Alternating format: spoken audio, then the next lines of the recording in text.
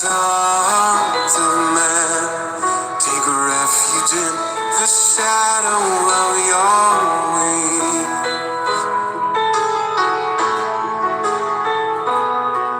They're satisfied, feasting on the fullness in your house.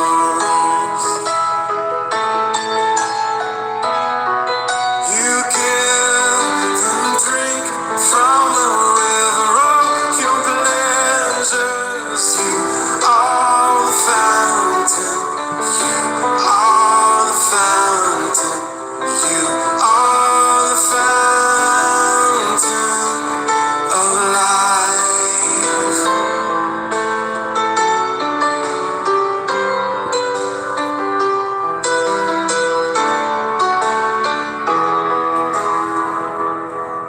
How precious is your kindness, oh Yah. You are the one preserving all living things. In your light, we seek your light. You are the fountain. You are the fountain. You are the fountain of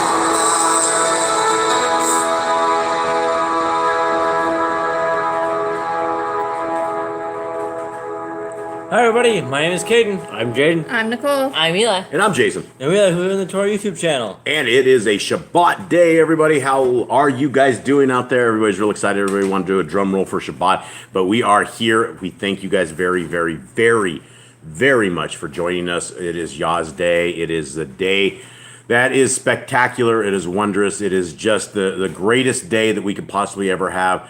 And I know there's a lot of you guys out there that are struggling right now. I know there's a lot of destruction. I know there's a lot of death out there. There's a lot of sickness, and there's a lot of people that are broken. And the best thing that I can say is Yah will take care of all of us. We will have our ups and we will have our downs, but we will always be in the hand of our Creator, and He will never, ever let us down. He will never, ever forsake us. And even though Hasatan may ride on us, he may drag us into the ditch, he may take us away, Yah will never, ever let us be fully taken away out of His hand, out of His grasp. And so we are His people, and we are chosen people, and we are called as His people. And for those who do not know, we are the Yahoo and the Torah channel. We believe that the laws, statutes, and commands of our Creator are not only the greatest things that could possibly ever encounter our lives, but they are the greatest thing that we could possibly ever have forever. And it is by those laws, statutes, and commands, and it is because of us breaking those laws, statutes, and commands that we were sent a Messiah. We were sent Messiah Yahushua. And for those who do not know who that is, everybody has known him as Jesus. And we have no J's in Hebrew. The letter J was not invented until the year 1529. The very first that we knew of the name Jesus was in 1611 in the King James Bible. And prior to that, they had it as IESUS. And so we know that it's a Y sound. It's like Joshua with a Y, Yahushua. And that is the name of our Messiah. And it is the Messiah that has brought life to us. And he came to break the spiritual death of us breaking the Torah.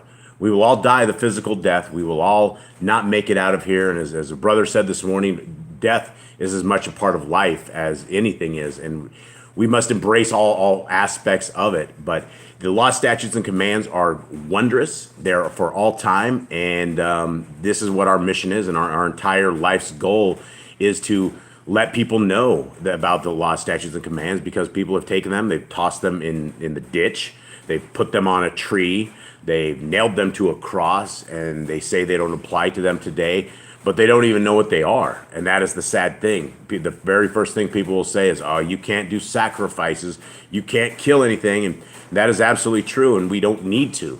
We do have a Melchizedek priest. We have a priest who came and fulfilled the obligations of the priesthood. And not only do we have that priest, but we also have that perfect atonement sacrifice. But it is not a sin forever card. It is not a thing that we can go off and we can live how we want to live and what's right in our own eyes. It is that we have a chance when we have broken the Torah, that our hearts are crushed, our minds are crushed, our souls are crushed. We are so crushed that we would fall out of covenant with our Creator, that we have the blood of the Messiah Yahushua, that He is able to free us from this. And so that is our goals, and this is what we're doing. Gentlemen, how are you guys doing today? Good. Everyone? Good. Everyone, 19-year-old today. You guys are big boys. It's crazy. 19 years ago today, these guys were born and put into this world. Praise Yah that we have this kind of a community right here. And we don't celebrate birthdays here. We don't do any of this stuff for happy birthdays. They all get a big hug, and we truly, truly praise Yah that He delivered this family and that He brought all of this to fruition. All right, guys, let's get started with a little bit of prayer. Precious Heavenly Father, we ask that You will dwell with us. Father, You have said that You will be our Elohim, and we can be Your people if only we will keep Your laws, statutes, and commands. Father, we are calling out to You. We are Your creation that is calling out to You. We are looking for You. We thank You for Your name. We thank You for Your ways. Most importantly, Father, we thank You for Your Son. Without Him, we would have absolutely nothing. We would have no hope. But because You have delivered a Son to us, because You have delivered the sacrifice, we do have hope. And we have a kingdom that we will go to one day if only we will listen to Your words, if only we will do what You say. Father, You are our Creator. Thank You so much for delivering every single one of us. For those who have ears to listen, that are able to hear, Father, I ask that You will bless them, that You will use these words to glorify Your name, that Your kingdom will be glorified. Father, I ask that people will call out to Your name, that they will listen to what You have to say, Father. There's no better way, and we know it. Those of us who are here that are listening to Your word, we can't thank You enough for everything that You have delivered to us. Father, there's so many of us that are broken, so many of us that are hurting right now. Father, I ask that Your healing hands and Your love is upon every single one of them, and us that we're able to feel Your love, able to know that You dwell with us. And Father, I thank You for not leaving us nor forsaking us, and for always being with us through everything. Father, we ask this reading today is blessed by You, that nothing comes out of our mouths that is not sanctified by You. Father, deliver us the way You want us to be. Let us hear what You want us to hear. And Father, help us to decipher the truth that is in Your Torah and come to the conclusions that this is the best way to be. Father, we thank You for everything. I ask this in the name of Yahushua. I ask this in the name of Your Son. I ask this in Your beautiful name. Amen. Okay, let us begin. Let's just go over first. We'll go over our calendar real quick. Nicole, what do you got? Anyone in the chat room? We got quite a few in here. You got anyone? Who do you got? Lester, Brother Lester, how are you doing out there? Brother, you are definitely a brother here. I've talked to you before. We've told you that we are praying for you, that we worry about you, and we truly do. And it's always really super good to hear from you. Brother Glenn. I don't know if his wife's with him or not, but Marina, she might be Marina, Brother Glenn and Marina, huge hugs to both of you guys. We love you both. Zachariah and Rhiannon, and hopefully your family's there too. Big hugs to everybody there. I love the families that we're getting in here. It's so amazing. The Grand. Grandma's here. Yep, Grandma's here.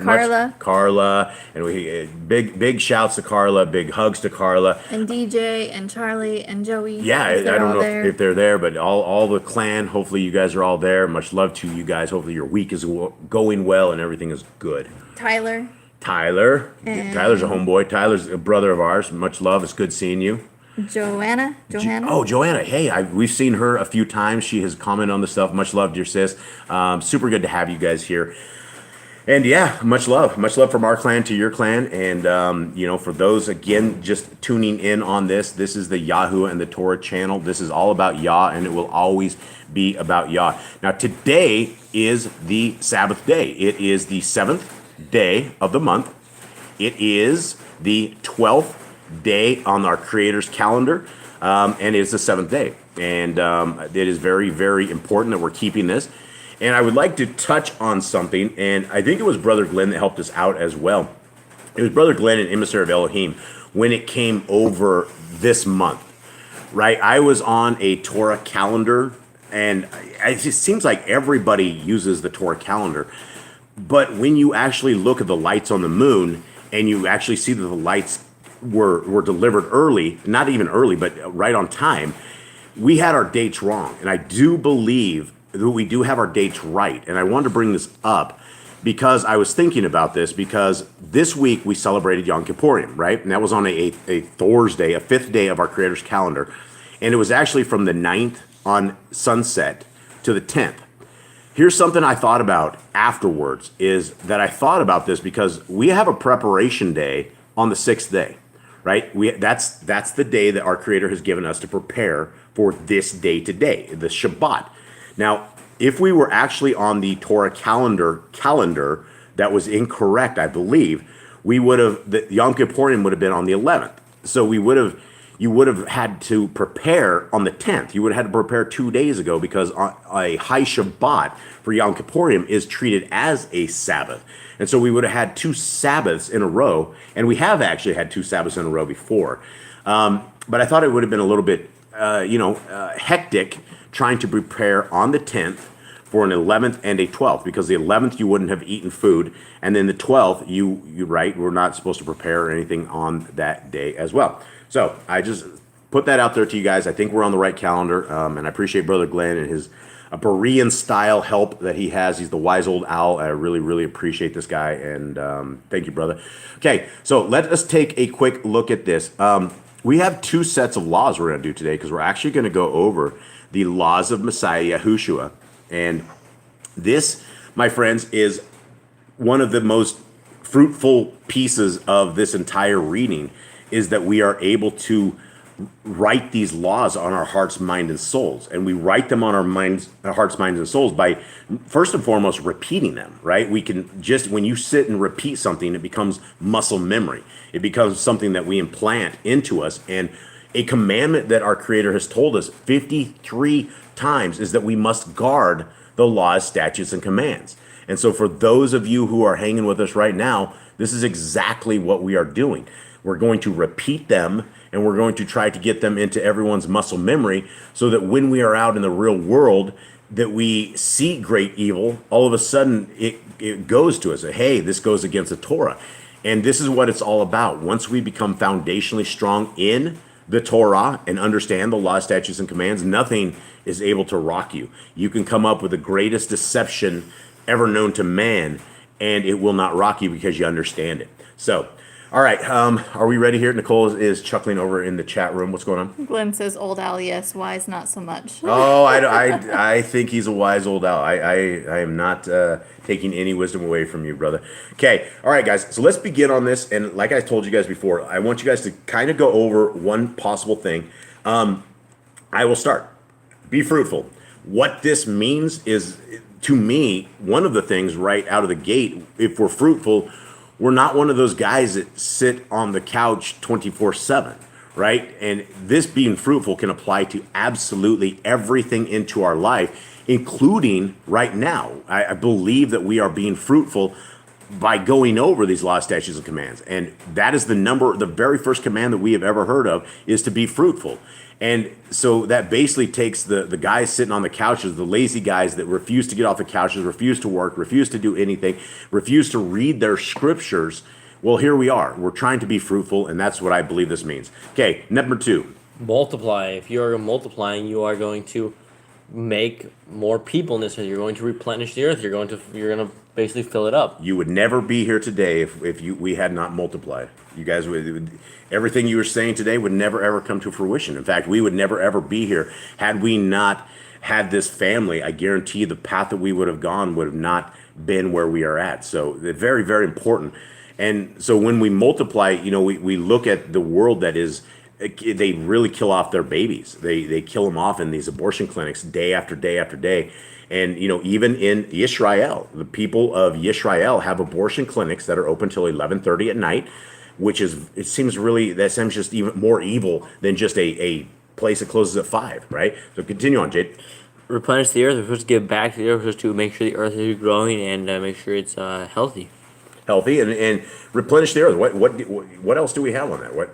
We see that we level off rainforests, we level off everything we have. Man is extremely destructive. We just take from the resources that our Creator has given to us, and it's rare that we do replenish the earth, and it will regrow, and we can have all these resources, but we have to help replenish this. All right, subdue it. Subdue it. Have dominion over the fish, fowl, and every living creature. Don't let the dogs take over you. You have to control them. Tell them when they're bad. Tell them stop animals if they're trying to attack you. Yeah, that's a good thing to do, right? Yeah, if animals have dominion over them. They shouldn't have dominion over you. Yeah, absolutely. And there's so many different reasons and so many different things on it. But yeah, for us, that is one of the things. We have to alpha 10 pit bulls every day, so it seems a little wild in this house, no doubt. Okay, the herb bearing every tree is for food. That is something amazing. That's a promise of our Creator that He's given us everything, right? There's everything that is out there, and that's not saying that we should go eat poison ivy, right? It means that we should have intelligence but our Creator has given us all of this stuff that we can eat. So, hit it. Man and woman should build their own families. Yeah, it's really self-explanatory. If you get married, you're supposed to build a family. That's what we're supposed to do. It's part of being fruitful and multiplying. Yeah, absolutely. Okay. Master sin. So we're supposed to have dominion over sin. We are supposed to be able to control our sin so that we are not controlled by sin. And we shouldn't be sinning. We should be following His Torah. And if we are sinning, we are not mastering sin. We are not have control over sin. Yeah, and if you don't master sin, by default, Hasatan masters you. Okay. Every clean moving thing that lives shall be food for you. It's not pork, it's not clean, it's not food. Yeah. But if it lives and it's clean, that is food for us. Yeah, and that's very important. Everyone should understand Leviticus 11 is our dietary guidelines. That's what we know of as food. If somebody considers swine or pig food, that's not food. That's not it. Okay, do not eat the blood. There's a lot of commandments right here, and this is something I was used to eating rare steaks, right? I love them, medium rare. How did they say it? With a little bit of help, the steak could recover. That's how bloody you wanted it. Yeah, and how I was living in sin. There's life in the blood, and I don't know where I came up with that crazy carnivorous thing that everybody wants rare steaks, but we are told not to eat the blood. So cook those steaks well. Okay. Walk before you be perfect. You need to follow His Torah. You need to. If you're not walking in His Torah, you are walking against Him. You are not even walking near Him. You are walking non-perfectly. Yep. Yahuwah's covenant laws, statutes, and commandments is quoted here so many times. We need to follow and obey this because of how many times it's quoted, and Yahuwah wants us to obey His commands. Yeah, and I've said this before. If I tell my kids something one time, they better do it. If they tell them twice and they don't do it, they're going to get swatted. But our Creator has told us 53 times, and I believe it's over 53 times, that we need to guard these laws, statutes, and commands. So it's got to be important. Okay. Every male shall be circumcised 8 days old. We have to be in covenant with Yahuwah. Yeah, and we should have our kids in covenant with Him. Okay, teach your children the commands and guard the way of Yahuwah. And that is very, very important. We're supposed to give our kids this joy. We're supposed to give our kids this instruction. And if we don't, we are derelict parents, and our kids will rise up. They will be in great evil. They will not know. And for those, like Zach and Rihanna, you guys have a beautiful chance at a young family, and you guys can just guard them and you can teach them the ways, and by the time they get older, they're just going to be warriors for Yah. It's so exciting when kids of Torah keeping parents have that benefit of that kind of a family. It's just amazing. Okay, remember Yahuwah's name for all generations.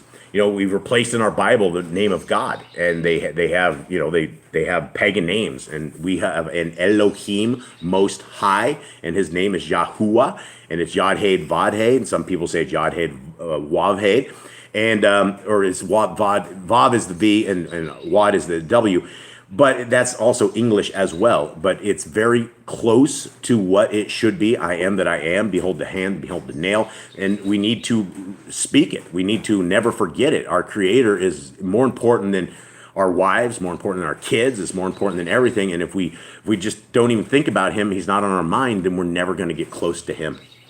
Keep the Passover, the Pesach. It's one of the most important feasts. It has some of the greatest significance with Yahushua dying for us as the Passover lamb. It is one of probably, if not the most important feast, it is probably one of the most important. Yeah, it's a very important feast. Okay, Jade. Keep the feast of unleavened bread, Matzah. It's a feast we're commanded to keep. It's remembrance of when the Israelites left Egypt. Yep. There's one Torah for the stranger and the Hebrew. That means that the same for us, same for the Gentiles. They can keep the Torah. It's not two separate things. Yeah, and I mean, you could even say this. There's one Torah for the Christians and one for the Hebrew, right? Even though the Christians are definitely strangers to the ways of Yah, if they decide they want to keep the law, statutes, and commandments, that this is for them as well. Sanctify all firstborn to Yahuwah. Everything firstborn is a Yah's, right? Everything, in fact, everything that we have is Yah's. And so this is a way of setting apart the firstborn and setting it to be redeemed, how Yah wants us to redeem this. And it's important stuff. It's something about the firstborn is very, very important. And so we definitely set them apart in a way, and we need to redeem them, according to Yah's laws. There are no mighty ones before Yahuwah. He said he's jealous. He said he doesn't like it. It's just as when you pet one dog, the other dog wants petted as well. They get jealous. They start fighting over it. Yahuwah said there are no mighty ones before him. And if you are celebrating a day that is not sanctified by him, you're celebrating in a church with other people and full of paganism, full of pagan things, you are serving other mighty ones. Yeah, absolutely. You shall not make graven image. Don't put up idols. Don't worship idols. Don't worship material items. You shouldn't bow down in front of material items. Yeah, absolutely. We don't need pictures of Yah. We don't need anything. Yah doesn't need any kind of stuff like that. Okay? Do not bring Yahuwah's name to naught. Like saying God and Lord, that would be bringing his name to naught. Yeah, even those pagan names, we wouldn't say that. And people swear all the time using a pagan name. But yeah, we do not bring Yah's name to naught. We don't swear by his name. I mean, if we do, it better be the right thing. It's very, very important that we hold the name of Yah's name to everything. Keep the Sabbath. Here we are. Everybody that is listening in on today, and I'm not saying that those who are not listening in aren't keeping the Sabbath, but it is a day, the seventh day, right? We have, everybody in this chat room and chat knows the seventh day. It is foreign to everybody else. It is a day of shopping to everybody else. It's the day that, the Catholics have made it, that it is definitely not a seventh day. The Christians say that Jesus is their Sabbath and they don't need any Sabbath and they can worship when they want and they can do what they want. But that's not the way it works. That's not the way the commandments have been set up. Okay. Honor your parents. Very, very important. I will continue on with this because Kate kind of got lost, I guess, looking somewhere else. But this is one of these ones that when you bring your kids up in the Torah, they will honor you far more than not. And I can tell you that just simply by life experience here, that if these kids were not, if we were not in Torah in this house, this place would be a hellhole. It really would be. It would be vile. We'd have all sorts of evil stuff, and these kids would be all into some sort of horrible stuff. So continue on, Kate. Do not kill. That's really self-explanatory. You should not be going around killing people. Yahuwah does not want blood in his land. He does not want people to be shedding innocent blood. There are times when he said to kill, and there are times he said not to kill, and you should not be going around killing your neighbor. Yeah, absolutely. Don't not break wedlock. Marriage is sacred, and that's what Yahuwah wants you to do. He wants to be two people and not break wedlock. Yeah, don't be a disloyal housebreaker. Do not steal. Pretty self-explanatory. Do not take things from other people. Yep. Do not make false accusations against your neighbor. Again, these are all things that people, for the most part, if you are a good person, you would not be doing things like this. But it is something that our Creator cares about enough that he doesn't want people to bring false accusations and lies. You're a liar when you do that. You're a deceiver, and you're breaking commandments. Do not covet anything of your neighbors. If you are coveting of your neighbors, you're in your mind, you're already taking it, you're stealing it, you're just wishing you would have it, and you're putting your mind to when it could be being put to something useful, and that coveting could lead to something like you stealing from your neighbor. And it could also lead to adultery, right? If you covet your neighbor's wife, you're going to lust after her, and you're already breaking Messiah Yahushua's commandments. Okay? Do not make an altar from rock. A tool's touch. It's a command. We're not sure why, but it is a command. Okay. Do not go up to the altar by the steps. Not exactly Again, sure. those are we don't understand the commandments, but they are commandments, and we don't exactly have altars. So these are things probably for the land. Commandment 31: If a man steals cattle, he shall restore it 5 times. Very important, right? This is not. It happens, right? If somebody has to steal something to take whatever for whatever reason, you need to restore it, right? You need to make it right, and that's how you make it right with Yah, is by restoring it 5 times, and that can get a little expensive. You steal a cow and you have to restore 5 of them. That's important. Okay. Yahuwah's laws for criminals. There are a certain set of laws for criminals when people are caught stealing, how much is stolen, or what the value of the property was, and how it needs to be repaid. Yep. You shall stone the witches, wizards, and mediums. It's a command. We don't want people practicing with demons or evil spirits. Yeah, and it has a asterisk by it, Jade. Yeah. Maybe explain that. It has an asterisk, yeah. right? So So, that stuff in in the an land. asterisk means it's in the land, right? You can't go stone the witches, wizards, and mediums, or you take out a good third of the United States of America right out of the gate. Maybe half. I don't know. Okay, go ahead. Do not lie with beasts. No bestiality. Yeah, no bestiality. Don't be a freak. No sacrifices to other gods, right? There are no other gods, right? That's the number one thing. People don't understand. There are no other gods. Whatever you're sacrificing to is a piece of wood or a stick or Something in plastic thing or some something. imaginary thing. Yeah, it's an imaginary thing, and there's no life in it. And our Creator lives. Every breath of air that you take is that our Creator exists, and that is who we serve. Is not a pile of rocks or sticks or something. Do not oppress the stranger, fatherless, or widow. It's really just a super good thing, but it should be already known morally. You don't attack these people; they're already broken. Why would you need to oppress them more than they're already oppressed, right? They're already going through troubles. They're already going through tribulations, and Yahuwah wants them to be protected. He cares for these people. Yeah, and there's absolutely no age restriction on the widows. That's where we have issues with a couple of the books that Brother Paul writes. Brother Paul says a widow must be 60 years old. He qualifies them, but we don't have that anywhere. And so if you find a widow, you don't need to make sure she's 60 years old. You don't need to hurt them anymore. You need to do what our Torah says, which is to take care of them and love them. Okay. Do not charge your brother interest. If your brother's poor, he's borrowing money from you. Don't charge him more and try to take away what he doesn't have. You should be helping your brother out when he needs help. Yeah. If you borrow your neighbor's raiment, return to him before sunset. If you're borrowing someone, return to him at like the set time. Don't like keep it for extra and then he'll really need it and he doesn't have it. Yeah, and you're talking clothes, right? If you borrow your neighbor's clothes, the guy's going to need his clothes. So you borrow his coat. Don't take off with his stuff. Okay. Do not curse the ruler of your people. And this is not talking about what's that corpse guy who runs America? Bo Jiden. Bo Jiden. Yeah, one of those guys. That we're not talking about that. We're talking about rulers who are in covenant. We're talking about like righteous kings. We're talking about this, and so that's the command that you're not to curse them. I don't think you should be cursing them. We need to be praying for them, even if they're even evil ruler. You need to pray that Yah's hand takes care of the evil. Okay. Do not eat what is torn of any beast. If you find some roadkill or you find something that's dead, there could be infections, there could be disease, and Yahuwah is just trying to protect you from the sickness. He is not trying to punish you to not eat food that you want to eat. He's just really trying to keep you alive. The next one is no false report. You don't want to go give false reports. You want to tell people somebody did something. You could ruin reputations. You might end up in trouble. You might get a lot of people in other troubles. Yeah, you're it's more than one thing. You're a liar. If you bring in a false report, you're a liar. Yeah, and you shouldn't do it. You shouldn't try to cause conflict if there's not truth. Yep. Do not follow a multitude of evil. Do not go with like the man of the nations. Do not be part of the world. Yeah.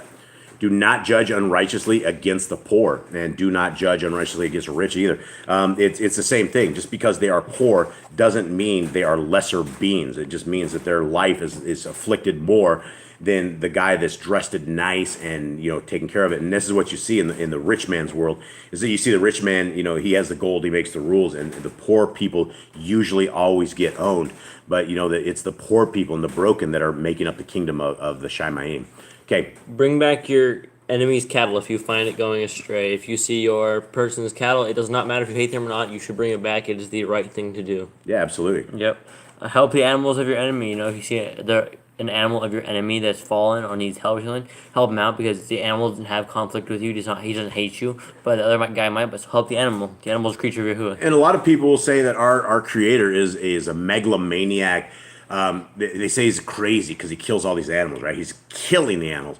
But yet, right here, he has a commandment that he says he help the animals of your enemy, right? Even though you're going to be angry at the guy, it has nothing to do with the animal's fault. And so if you're sitting there allowing like a 500-pound load on the back of a donkey, and the neighbor's like trying to shove him up, we're supposed to help them up and to help and take care of them.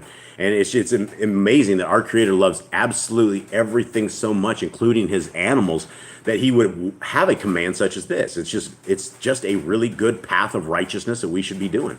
Okay. Stay away from rumors and gossipers. Stay away from those people, because you'll soon become a rumor and gossiper. Yeah, stay off Facebook. That's some sort of bad place. Take no bribes. When you take a bribe of anything, you become corrupted. You become corrupted by that what you've taken, and you all of a sudden you will not do what you should do. And the entire world is like that, right? It's all these politicians. You do not make it to the end of a kingship or a president or a politician.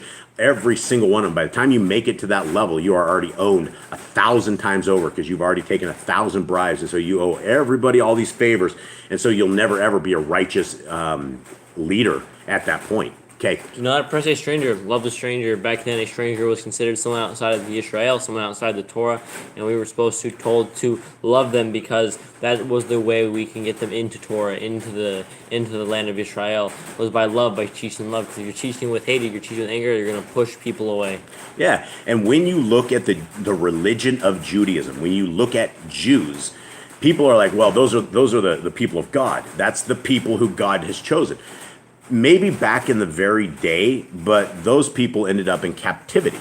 The Jews and Judaism, in their 25 other books called the Talmud, which violates Deuteronomy 4:2, it says that people outside of Judaism are dogs. They're called goyim. In fact, they're lesser than humans. They actually have laws in that evil 25 book that you can steal from goyim. You can rip them off. There's horrible stuff that they do, and it breaks Commandment 48 here, because you are oppressing a stranger. You're supposed to love them. Calling them names, having them as some third-rate citizens is not doing that. So for those who think that joining the Jews or becoming part of Judaism is the way to keep our Father happy, that's not it. Judaism is a man-made religion that Messiah Yahushua was fighting. He fought the entire thing. So we need to love everybody. We're not to call them names, and they're not third-rate citizens. People are broken. We got to hold them all up. We got to love them all. It doesn't matter who they are, what color they are, where they're from, how dirty they are. We need to give them big hugs and love them. Okay, next. Give your land rest in the seventh year. You need to let your land get the nutrients back, let it have time to regrow itself and become better again.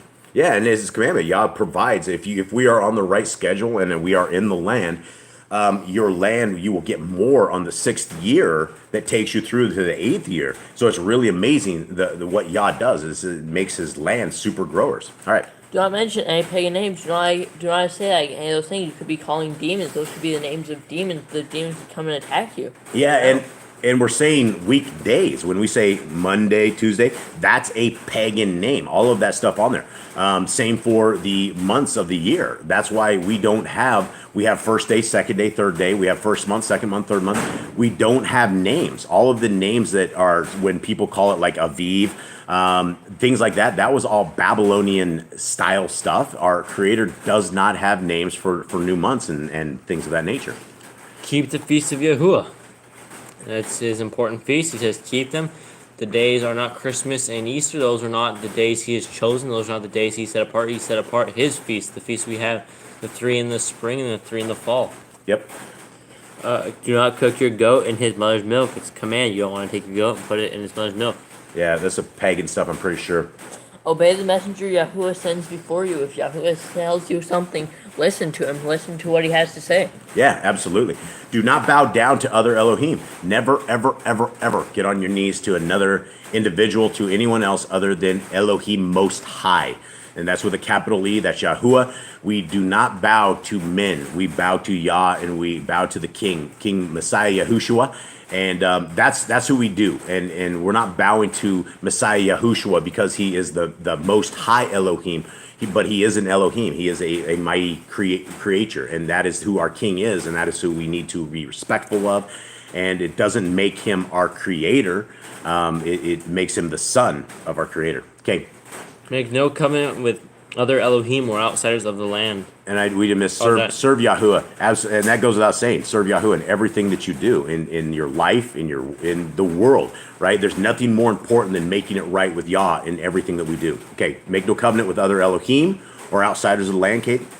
Yeah, you don't want to make any covenant with Elohim. That you would be breaking the command where it says no Elohim comes before Yahuwah. Yeah, and that's why you do not get married to outside. You don't mix your beliefs. That's why if you do not have a woman or a man who is in Torah, you would not make a covenant with them. You would not become married to them because they are outsiders to Yahuwah, and they will lead you astray. They will have you doing other things, and it's real easy to get led astray. Jade? I already knew both of these. Do not make or use this anointing oil on a person, and do not make or use perfume on a normal person. These are special things the Levites were to be anointed with, and what they put on themselves. And Yahuwah doesn't want us to make these mixtures or put them on us. They're holy, and we are not holy. Yeah, and they actually give us a recipe for that, and so you could mix them up, and you could get yourself into a lot of trouble. Okay. Do not eat the fat is something that Yahuwah does not want us to do. Just like pork, do not eat the fat. Yep, don't eat the fat. Do what you say you're going to do. Sounds very obvious, sounds very logical. It's what real men should do. If you say you're going to do something, that your word is your bond. Most people don't live like that, but that is what our Creator says. Do what you say you're going to do. Return word to your neighbors. If your neighbor has told you to watch over something and put it in your garage or something of that sort, or you know that something is missing and you know where it is, you should return it to your neighbor. Yep. Obey Yahuwah's laws. There's a big command for us. A lot of stuff that we shouldn't eat, and stuff that we can't eat, and we need to obey it because Yahuwah has a certain reason for everything. And He's not going to tell us just for the fun of it not to eat the pork. Women's time of separation. Stay away from your woman during the time of separation. We don't need to go too far into that. We've definitely gone into that. You guys can go into this before. A woman needs time to heal. She needs time to go through her stuff to live her curse, essentially, is what she's living. And she doesn't need to be afflicted more. And she doesn't need to. There's actually a guidelines where she's supposed to have her own little house during this time that she can just kind of go be her own woman there and kind of deal with this stuff. Yeah, rest. And you don't have to deal with the guys in the house. Okay. Obey Yahuwah's hygiene laws. Very important. He has a whole set of them there for us. And it is a big chapter. And even though it's very small, it doesn't show much here. If you go into these verses, there is a lot. And you can actually go at the top of the site and you can go to the full list. And we'll give you all of the verses listed out. You can see them all. But there's a lot. And we need to be clean, as well as our hearts need to be clean. Our souls need to be clean. We need to be clean in the eyes of Yah. Okay. Keep the Day of Atonement, Yom Kippurim. We just completed that. I think that's over for everyone on the right calendar, or close to the right calendar. That should be over for everyone. But that's the day you're going to fast. That is the day you're going to afflict your soul and make atonement for your sins. Yep. Right. Do not uncover the nakedness of your family. Yeah, they're your family. You shouldn't be doing that. Do not take your own sister for wife. Don't do that either, yeah. Dad. Not a good deal. Okay, do not lie with a woman in her uncleanness. It kind of goes with the separation stuff, but there was another guideline to this. And again, stay away from your woman during her time. Okay? Do not sacrifice your children to Moloch. Look, you shouldn't be sacrificing your children to anything, but you shouldn't be sacrificing to other gods. There should be no sacrifice to other gods, whether it's your children or not. There's no sacrifice to other gods. You sound biased. Are you biased? I'm very biased.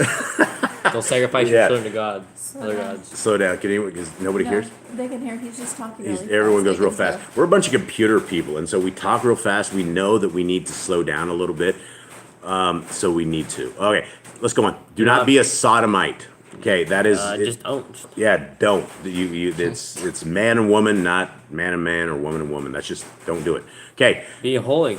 Yahuwah wants you to be holy. He wants you to be perfect before him. He wants you to obey his laws. And when you are obeying his laws, you are keeping his commands. Not breaking them. You are being as holy as you can be.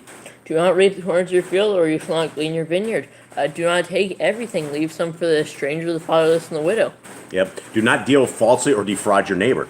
Seems easy enough, right? Yah Yeah. does not want us to rip people off. It's not what Yah is. He's not dirty. He's not a cheat.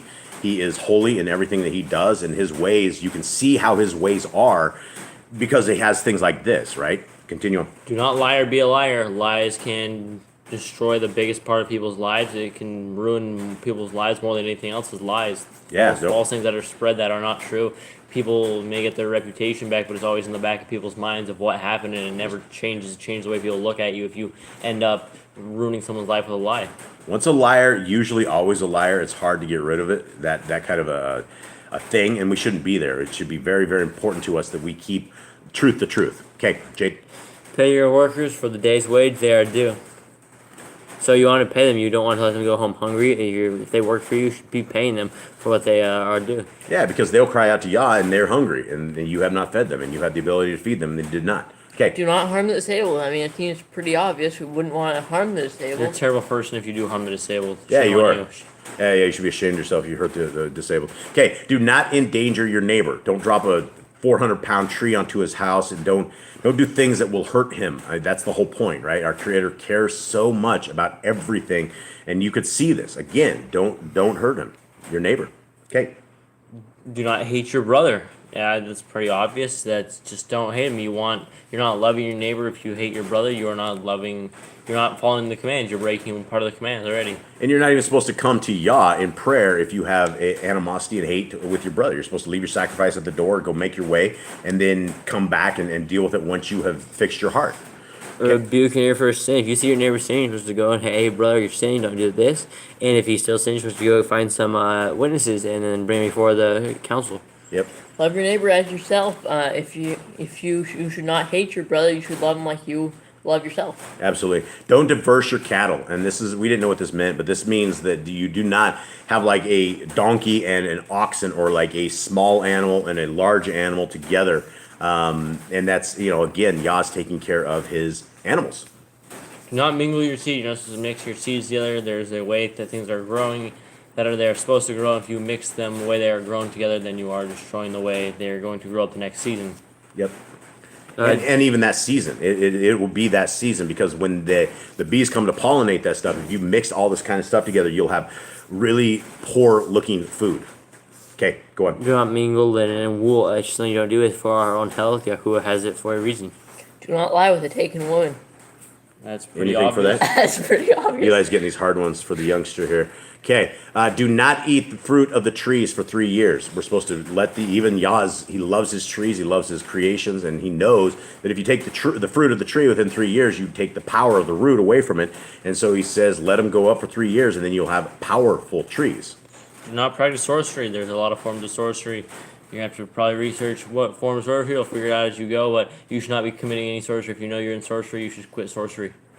Yeah, you should not. Yeah, don't do anything with sorcery. Don't be near them. Don't be doing anything at all. And if you figure out that you're somehow in sorcery, time to repent, big time. Okay. Do not round your beard or the corner of your head. Yahuwah wants you to have a beard, and he wants you to have hair. So Yeah, don't be a beta male. Okay. Do not cut yourself for the dead. Yeah, might hurt. Yeah, they're dead, and you're sitting there cutting yourself. you shouldn't destroy your body because someone's dead. Yahuwah gave you a body, and he didn't want you to cut it, or to giving you scars. Yeah. Do not get tattoos. Use a piece of paper instead of your skin.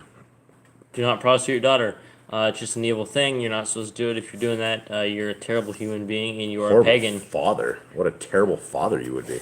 Jeez. Okay, continue. Do not defile your temple. Which could be your body, or That is your body. Don't defile your temple. Your body is what we've been given from Yah. It's what we need to protect. It houses our soul. There's nothing more important than the protection of our soul. And if you defile your body, you're going to let demons in. You're going to let evil stuff in. It's a bad road to go. Do not consult the medium. You'll get cursed for it, just like Saul did. Yeah, and You don't need a medium. You just pray. Pray. Ask the Ruach HaKodesh. Yah will help you. Respect your elders. You gotta take care of your elders. And this is a very important thing, especially as your parents are aging. For me, and it's a lot of times I'm learning a lot of stuff in my later part of life about respecting my elders, about having more communication with them, and none of us would be here if it wasn't for our elders. And it's not just talking about our family, intermediate family, but it's old people. Old people have a hard time with life. They have a hard time getting to the store. They have a hard time doing all this stuff. And allowing them to struggle like they are is not respecting your elders. Taking your family, your mother and dad, and sticking them in a nursing home and letting some state workers or somebody else make them comfortable. That's not what it's about. Down in South America, there's no such I've seen them. I can't say there's no such thing, but for the majority of the place, you don't go stick your family in a nursing home. You wouldn't do that. We see really, really, really old people who basically are just part of the whole family, right? The entire family takes care of them. That's how it should be, right? There was never a place in the scriptures where we're supposed to drop our family off and leave them in an old folks home and let them die off. Okay. Have correct weights and measures. Don't rip people off. Just don't do it. Yeah, and there's a billion ways to do it, and people have done it all their lives, all our lives. There's always invalid weights and measurements. You're always getting ripped off. And the thing about this is, most of the time, you'll never know you're being ripped off. Yah wants the hidden not to be hidden. He does not want you to rip people off and take advantage of his people. Okay, continue on. Do not walk in imaginations. Don't be like the world. Don't be going to parties. Don't be hanging out with the world. You shouldn't be watching TV, movies. It's something you shouldn't do. Or TV, or any of that stuff. If you're watching television programming, it's all from Satan. It's completely fake. If it's on the news, it's a complete lie. If they're saying half the world is dropping dead, they're lying. Maybe not now. Continue on. Keep the feast of first fruits, Shavuot, and the Omer count. It's a feast of Yahuwah. Keep it. Yeah, keep the Feast of Trumpets, Yom Teruah. That is a very, very important day. We should be out blowing our trumpets, and it could very well potentially be a day Messiah Yahushua comes back when his people are sitting out there blowing their trumpets, but it's yet another feast. Most people have no idea it's there. Okay, Kate? Keep the Feast of Sukkot, Shemini Atzeret. It's a feast that's actually coming up this coming week, and we should all be keeping it. Yeah, absolutely. If you blaspheme the name of Yahuwah, you shall be put to death. Kill him, for sure. If you kill your neighbor's animal, you must give him another. Repay for things you have done. Yeah, repay injury for injury. If you have injured somebody, don't allow that to be. Do everything you can to take care of that. And we don't have an eye for an eye these days, but you can definitely take care of somebody you've hurt. Don't just hurt someone. Honor the Jubilee year. The Jubilee year is every 50 years. We are supposed to return the things that were basically sold. The Proverbs was restore it to the people's inheritance, and that's what we're supposed to do. Yeah, there's not supposed to be losing your house or losing all this stuff. If you're going to lose your house, you lose it for tops for like 6 years. You get it back on the 7th. And that's the way Yah has set this up. We get into trouble, but Yah has set a way for his people that we don't get owned and lose everything we have. Confess your sins to Yahuwah and repay who you have trespassed against. As always do, we need to be confessing our sins so that we can get forgiven, and we need to go and ask for forgiveness from those who we trespassed against. The Torah being Nazarene if you want to sanctify yourself to Yahuwah. Yeah, and make sure you guys are getting a little close and speaking up, so everyone can hear. Wear tzitzits on the four corners of your garments. Tzitzits are for all of the children of Yisrael, men, women, and children. It's a blue cords that are on the four corners of us, and it is told that when you see them, you will think about Yah's ways. You will think about his laws. You will think about his commandments, and it's very, very important. Nicole, what you got? We just have somebody that just new joined. Hey. Change as always. Change as always. Hey, good to see you, my friend. Hopefully you are good. Thank you for joining in. Hopefully you'll stick around for a little bit. These are the laws of our Creator. Okay, next. The laws of whoever touches a corpse. Things for uncleanness, things for showering, things for getting yourself cleansed and back into the camp. Yeah, and we can actually do that stuff because it talks about ashes of a red heifer. We don't have any of that, and we don't have Levitical priesthood, so this one should probably, some of that should be in the land. Okay, continue on. Follow Yahuwah's law and inheritance. There's a certain way of inheritance. You're supposed to get stuff, and you should obey how he has planned.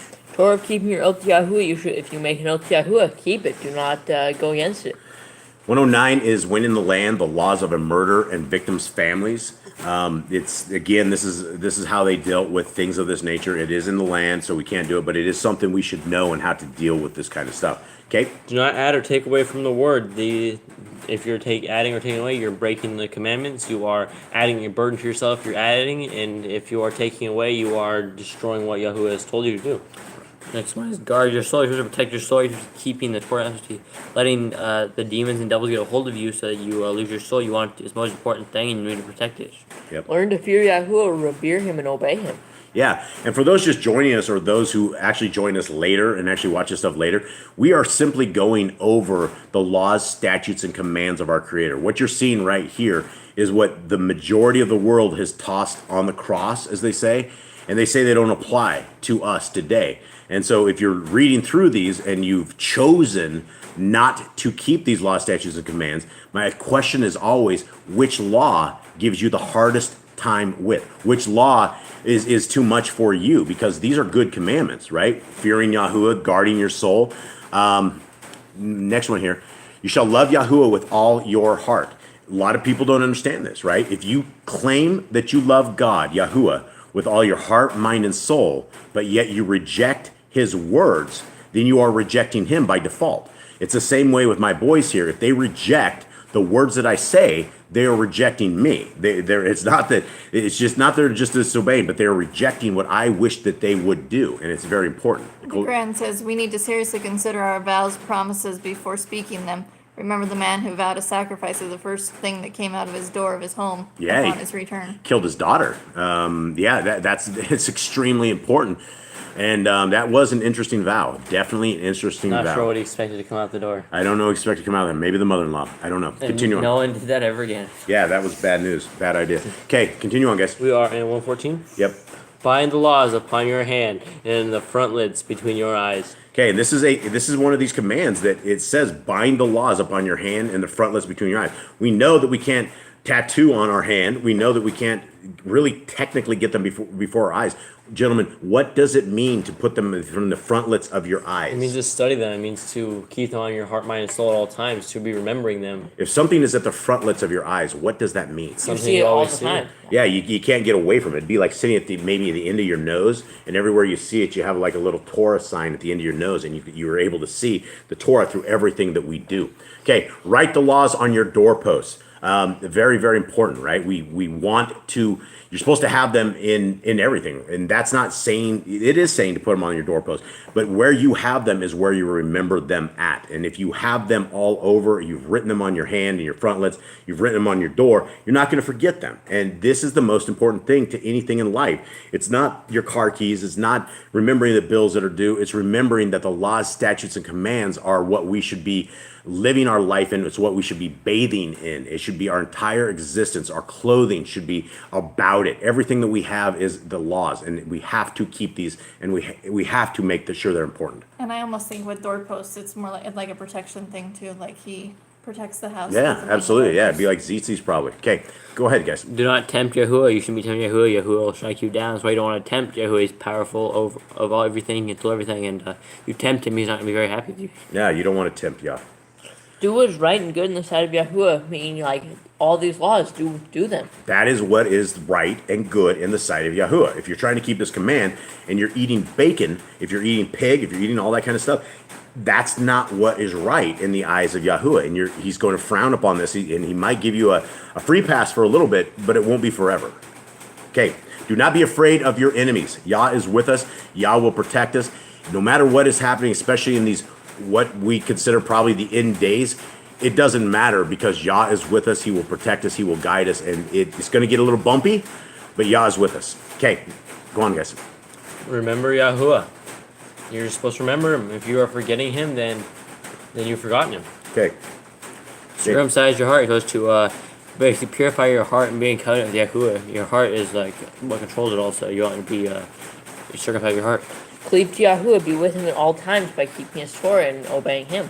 Okay, swear by his name or not at all. I mean, that's one thing. Yeah, So basically, when you make an oath, you swear by Yahuwah's name because you can't swear by your own head because you can't control whether you live or die. yeah, you can't add one statute to your thing by doing anything. So continue on. Destroy graven images. If you get a graven image, there's a graven image that ended up in your possession. You need to destroy it. You need to burn it. You need to get rid of it to clear yourself from the curses of Yahuwah. And I would say one of those crosses that you hang around your neck, is a graven image, right? That's it's like hanging an electric chair around your neck or something, and then like, hey, look at this. Okay, 124. Do not make an idol of Yahuwah as the pagans do to their Elohim. Right? We've talked about this. Yah is not in wood. He's not in stone. He's all around us. He's the maker of everything. He doesn't need you to make a little trinket of him at all. Continue on. Rejoice in all Yahuwah has blessed you with. Yeah, you're supposed to rejoice. You're supposed to be happy. You're supposed to praise him for what he has given to you. He's given us all a lot. Especially in the trials and tribulations, especially when the storms come, especially when life is beating us completely down. That's when we absolutely must rejoice that Yah will have the last laugh. He has the power to control absolutely everything, and we are being tested. We will be tested, but we must rejoice in all Yahuwah has blessed us with. Okay. Right. Do not do what is right in your own eyes. If you do something that's right in your own eyes, it could be sin. You must do what is right in Yahuwah's eyes, not in your own. And how do you do what's right in Yahuwah's eyes? By following Torah, by weighing it against the Torah. Does it fit the Torah? If it doesn't, if it contradicts the Torah, then it is wrong. Right. Okay. Do not hearken to the words of false prophets. If they tell you to go and follow their Elohim, that they are false prophets. If what they say is going to happen does not happen, they are false prophets, and do not follow them. Yep. Kill the false prophets. And then, I'll go on to the next one because these are two things that are asterisks, three of them, that we can't do, but in the land we would have gladly done, because it says that do not listen and kill those that try to turn you away from Yahuwah, even if they are family members. Those are very hard words for people to understand and for everyone to grasp, but it is such a big thing that if somebody is coming and teaching you another doctrine that is outside of the laws, statutes, and commands of our Creator and the faith of Messiah Yahushua, they are false. They are bad. And back in the day, you would have killed them. And then it's the same with the city has turned away from Yahuwah, and the city, you're supposed to judge that city. You're supposed to kill the entire city. It's never ever supposed to be lived in again. It's supposed to be like a dunghill, just destroy it all. Okay. Do not make any baldness between your eyes for the dead. I don't know how you would do that unless you have like a unibrow, I think. I don't know how you make baldness between your eyes. I don't know. It's above your eyes. It says, do not make any baldness between your eyes for the dead. Regardless, the dead, they dead. He dead. Yeah, they're not. It doesn't matter. No need to cut yourself. No need. Mourning is enough for the dead. It's there. Yeah, mourning for the dead. You don't need to cut yourself. You don't need to shave your eyebrows or whatever it is they're talking about with this. Just mourn like normal. Okay, 132. You shall not eat any abominable thing. Abominable things are unclean foods, and Yahuwah says not to eat them. Yep. You shall give to a stranger clean food that dies of itself, but you shall not eat it. If something just dies somehow, like tips over and dies, you can give it to the stranger, but you do not eat it because it died by itself. Yeah, and we have laws that we're not supposed to do it. This is one of these weird laws, again, that we were like, wow, this is kind of weird. But it's it's basically helping the stranger out. It would help the stranger out. I mean, obviously, if the thing is like died, 15 days earlier or something, you should probably tell them it's not a good thing to eat. You might throw that away. Yeah, you might get sick. Okay, give tithe of your increase of the seed year by year. This is the only tithe that we really truly have. When we are giving money to a 501c3 church or money to somewhere else, that is not what Yah has as tithing. And all of the preachers and teachers, and you don't have a church that can't exist without people giving money, and they give their money on the day they're actually it's a Sabbath day. Well, then it's not really a Sabbath day. It's the first day, but they're giving their money and they're giving it to a company, right? If you are a 501c3, that means you are under an IRS special protection code that you do not. There's certain things you can say and certain things you cannot say. Like during the beginning of 2019. No preachers were able to say anything about anything that was going on anywhere because they were under the 501c3. They would lose their 501c3 status, which means they would have to pay their taxes. And instead of getting free money like they're getting, they would have to pay taxes. And nobody wanted to do that. And so they let everybody burn starting in the year 2019. And again, those with eyes to see and ears to hear, that's what I'm speaking of. Okay. Laws of the end of the 7-year release. There was a time when things were released, people were supposed to be released. There were things at the end of 7 years that y'all wanted people to be restored to. Yeah, their houses, things of that nature. Okay. Do not borrow from the nations. You shouldn't go to the other nations. You should stay inside the Yisrael, because the other nations will try to take money from you. They'll try to rip you off, and they're not under the same laws you have. Yep. Do not harden your heart, nor shut your hand from the poor. Help the poor when they need it. Do not turn yourself away from them. Yeah, and that's people are, when you have a 7-year release, in year 6 somebody comes to you for money, you're not going to get that money back. You're going to have to release that. And so people are hard like that, and so you've got to love the poor no matter what. Guard month 1 of Yahuwah's calendar. It's all of Yah's stuff, right? And so he tells us why are we guarding month 1, gentlemen? Because that is where the month begins, where we have the feast of Passover, and then we have the feast of Matzah. Okay, That's thank all you. month 1. Yep. All right, Jade. 3 times a year, all males shall appear before Yahuwah. Back in the day, I think they had to come before the temple, but since we don't have the temple, we can we do what we best we can. Yeah, and they were Going to supposed to go Israel. to Jerusalem. But that isn't the holy place right now. That's not a place Yahuwah's dwelling. No, Yah's definitely not hanging there with those guys. You shall make judges and officers in all your gates. That'd be righteous judges and righteous officers who can judge righteously. Yep. Do not plant Asheroth poles near the altar, or Asheroth poles ever. I mean, that means you are a pagan. That means you're an evil person. There's Christmas trees. That is pagan. Mistletoe. That's pagan. All that stuff. Everything there is all pagan. Okay, continue on. Any man or woman that has done wicked things in your gates, they shall be taken out and stoned.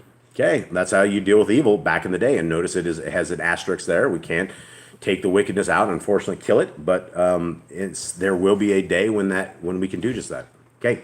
There must be 2 or 3 witnesses. So basically, there's an occasion or something happens. There should be 2 or 3 people there being a witness to it. It can't just be 1 versus 1. It needs to make sure that other people there witnessing to the fact that something happened. Hearken unto the prophet Yahuwah has chosen. If Yahuwah is like a prophet that doesn't tell you to fall to Elohim, who tells you to follow Yahuwah and their things come right, that is a true prophet that Yahuwah has told us to follow. Yeah, and there's a test, prophet test of the Deuteronomy, and fortunately, if they fail it, you're supposed to kill them. But if they turn you against any other Elohim, or if they tell you something is going to happen, it didn't happen, that is how to test the prophets. And most of them will fail. Most of the prophets will fail. Do not remove your neighbor's property line. Do not take their property and move it. That's just a wrong thing to do. You don't. It's cheating people. Yah doesn't want that. Okay, Jade. How to deal with false witnesses among Torah keepers. There's little laws of how to deal with people that witness falsely among Yashrael, among those who keep the Torah. It's a good one for Eli to read. The first child is to get double portions. That ain't you. Okay, what does that mean? Just the first child, he gets the more than any other child because he's the firstborn. Why is that? She's the firstborn. So he's supposed to delegate it correctly. He's supposed to. help out Supposed the to, yes. small ones. That, He's and supposed they're to do better. sanctified. They're sanctified, and they should be doing double the work as anyone else, right? Yeah, No. absolutely. No? What do you mean, no, Jade? What do you mean, firstborn? What are you talking about? It doesn't say do that to do all the work. Well, shouldn't it be part of that whole I thing? completely agree. I agree. All in favor? Aye. All right. Everyone. Okay, here we go. The law of the wayward son. What is that one, boys? That's where they take him out, and I think they stone him if he's a drunk. This is the drunkard one. Yeah, you need to fix that. I don't know what the law of the wayward son is. That's if he's a drunkard, right? We kill him. Yeah, it's got an asterisk next to it, so you know it's in Yeah, line. that's the one. If he's a drunkard, and that doesn't mean if the guy unfixable. gets drunk one time that you go kill this guy. It means that this guy has a long history of this. This isn't a child. Yeah, he's not a child. It's a man. It is an adult man that can't stop drinking. He's probably beating his family and stuff and all the time. And that's how Yah would deal with that kind of evil in the land. Okay, if a man is hung to death, he shall not remain all night. Yah does not want people swinging in the wind during the night. If your brother's cattle or clothes are lost and you find them, you must return them. If your neighbor has lost something, you need to return it. It's a good thing to do. We've seen this law before. But now we have clothes as well. If anything of your neighbor is lost, and you return it. Okay, Jade, are you with us? Yep. A woman should not wear what pertains to a man, or a man wears what pertains to a woman. No high heels, men. That's bad. If you find a bird's nest with the mother and the babies or the eggs, take the babies, but not the mother, so there's more, so they can actually reproduce. Don't try and make them go extinct. Yeah, you kill everything. Or you take the eggs and the mother. That's not how Yah wants to do it. If you build a house with a flat roof that is able to be lived on, you must put a railing around it. Don't let people flip off your roof and die. No. That's not how Yah wanted it. Okay? Laws for the accuser and the accused in purity of relationships. There's What is that? Yeah, what is a lot that? of stuff, basically. It's marriage stuff, and if someone says stuff not pure when they are married, there was a way to tell. They had a huge process, and if they weren't pure, they got stoned. Yeah. Okay. Next. If a man has a relationship with an engaged woman, both should be killed. Okay, Eli, let's kick If it an up. engaged woman is raped, she is not charged with crime, but the man shall die. Yep. If a man forces himself upon an undefiled woman, he must pay the father and take her to be his wife forever and not divorce her. Okay? Do not be a prostitute. Do not use dirty money. You may eat from your neighbor's vineyard or grain, but you may not take it out of the field. Basically, eat what you need till you're full, but don't carry it away. Yeah, don't steal his food. The laws of divorce. You can divorce her if she is like adultery, but there's like no other reason to divorce her other than that. So I can divorce your mother, but she cannot divorce me. Is that right? I think that's how the law works. Supposedly. Nice. I don't know, but I Nice. guess so. You hearing this, wife? I hear it. All right. Newly married man should stay home for 1 year to be with his wife. Yeah, it's supposed to consecrate the family, bring the family up, bond the family. The guys that go to war and end up dead, he'll never get to live in his house or be with his wife. Okay. Do not take a person's millstones for a pledge. That's how he makes his food. Can't make his food, right? If a man is found kidnapping, he shall die. Absolutely. Yeah. If you lend your brother, do not enter his house to get your payment. He must bring it to you. Return his clothing before sunset if that was his pledge. Guys, it's actually starting to rain here early, so I don't know how this is going to go. If it gets too crazy, I guess we'll end it. But we're trying to continue on. We really want to do some Bible reading with you guys, so it's going to get rainy. Okay, next. Where are we at? Do not oppress a hired servant that is poor and needy. Okay? Every man shall be put to death for his own sin. Do not go back for the forgotten sheep in the field. Leave it for the stranger. Father, so there's a typo there. Yeah, there's a typo there. Do not got back. We're from the trailers, folks. Okay. You cannot give a man more than 40 stripes for his judgment of his wickedness. Do not muzzle an ox. Oh, do not muzzle your ox when he treads out grain. Why? Probably he can't breathe. He's open his mouth to breathe. That's terrible. Okay. That's abuse. Yeah. If your brother dies and has no child, you shall take his wife and the name of the firstborn after your brother. Very important. And still, that is something you could do today. If a woman comes to defend her man and grabs other man's privates, you shall cut off her hand. And we've discussed that quite a bit. I won't go into detail of that, but it is Yah's commandments. Okay. At the end of 7 years, you are to read the Torah at the feast of Sukkot. Okay, so that is it. This one actually we went slow on this, and I think let's just go into our reading because I don't know how long we have without our roof here. So we're going to do our handy dandy split screen. All right, thanks guys. That's good. Okay, there we go. All right, we're done rocking the table. Yeah, done rocking the table, and then here we go. So we are in chapter 3 of this. Now, can everyone in the chat, can you guys still hear us? Is the roof making too much noise as of yet? Nobody's saying anything yet, but the Grand says we're here through sunshine or rain.